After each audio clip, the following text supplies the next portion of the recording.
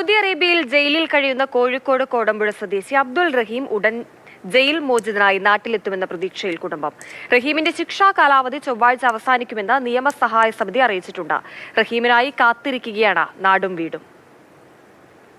റഹീമിന്റെ jail മോചനം തൊട്ടരികിലെത്തിയിരിക്കുകയാണ്. 19 അദ്ദേഹത്തിന്റെ ശിക്ഷാ കാലാവധി പൂർത്തിയാകും. അതിനുശേഷമാണ് ഇതിലൊരു തീരുമാനമുണ്ടാവുക. സൗദിയിൽ അവധിക്കാലം വരാൻ പോവുകയാണ് പെരുന്നാളുമായി ബന്ധപ്പെട്ട്. അതുകൊണ്ട് ജയിൽ മോചിതനാകുന്ന തീയതി കൃത്യമായി ഇപ്പോൾ പറയാൻ കഴിയില്ല എന്ന് കുടുംബവും നിയമസഹായ സമിതിയും പറയുന്നുണ്ട്. അവരെ സംബന്ധിച്ച് വലിയ സന്തോഷ ആശ്വാസമാണ്. റഹീമിന്റെ സഹോദരനാണ്. 20 വർഷമായുള്ള കാത്തിരിപ്പാണ് ഇവിടെ അല്ലേ അവസാനിക്കാൻ പോകുന്നത്. ഏതായാലും ഈ ഡേറ്റ് ഇങ്ങനെ ഏകദേശം രൂപമായതുകൊണ്ട് സന്തോഷത്തിലാണ്. ഇനി ഏതായാലും നീളില്ല എന്നുള്ളൊരു പ്രതീക്ഷയിലാണ്. ഏകദേശം 20-21 തീയതികളിൽ എത്തും എന്നുള്ളൊരു പ്രതീക്ഷ ഉണ്ട്.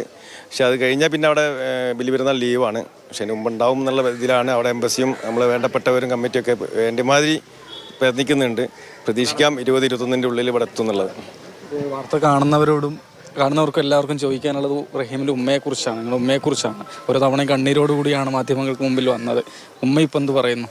ഉമ്മ പൂർണ്ണമായി സന്തോഷത്തിലാണ്. പക്ഷേ ഉമ്മ പറയുന്നത് റഹീം എന്നെ വീട്ടിലേക്ക് വരട്ടെ, എന്നിട്ട് ഞാൻ ഇനി ചാനലിന് മുന്നേ വരുള്ളൂ. കാരണം ഉമ്മക്ക് സങ്കടം തന്നെ എപ്പോഴും. കാരണം അവന് ദിവസങ്ങളോളം ആയില്ല, മാസങ്ങളോളം വർഷങ്ങളോളായി നമ്മൾ ക്യാഷ് പിരിച്ചു കൊടുത്തതിന് ശേഷം വർഷങ്ങളായപ്പോൾ ഉമ്മ നമ്മൾ ഈ ഡേറ്റ് പറഞ്ഞിട്ടും ഉമ്മക്ക് അവൻ വീട്ടിൽ എത്തണം എന്നാലേ പൂർണ്ണമായിട്ട് വിശ്വസിക്കുകയുള്ളൂ. മലയാളികളുടെ കരുത്തൊക്കെ കാണിച്ചു കൊടുത്ത ഒരു കേസ് കൂടിയാണ് ഇതല്ലേ. 34 കോടി രൂപ മണിക്കൂറുകൾ കൊണ്ട് പിരിച്ചു നൽകി.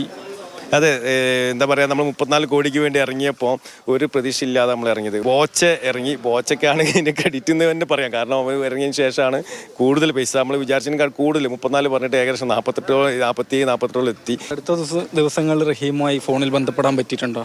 അവനക്ക് പ്രയാസം ഉണ്ടാവും വിളിക്കാൻ. അപ്പം വിളിച്ചിരുന്നു, 2-3 ദിവസം മുമ്പ് വിളിച്ചിരുന്നു. അപ്പോൾ അവന് ഇപ്പോൾ ഓരോ ദിവസം നീളുന്നില്ല എന്നുള്ള ഒരു ഇതാണ്. മറ്റേതാണെങ്കിൽ ഒരു പ്രതീക്ഷ ഇല്ലാത്ത ഡേറ്റ് ആകുമ്പോൾ ആയിക്കോളൂ. ഇതിപ്പോൾ ഡേറ്റ് 20-21 പറഞ്ഞപ്പോൾ ആ 20-21 ആവാത്തൊരു ഇതിലാണ്. ഇപ്പോൾ ഒരു എന്താ പറയുക, ഒരു മാസം 2 മാസത്തൊക്കെ മാതിരിയാണല്ലോ ഓരോ ദിവസമൊക്കെ നീണ്ടു പോകുന്നത്. 2006 അതായത് റഹീം ജോലി തേടി അങ്ങോട്ടൊക്കെ പോകുന്നു. പിന്നീട് അവിടെ നടന്ന ഒരു കൊലപാതകവുമായി ബന്ധപ്പെട്ട്, മരണവുമായി ബന്ധപ്പെട്ടാണ് ജയിലിലാകുന്നത്. 20 വർഷത്തിന് ശേഷമാണ് ജയിൽ മോചിതനാകുന്നത് എന്നതാണ് ശ്രദ്ധേയമായ കാര്യം.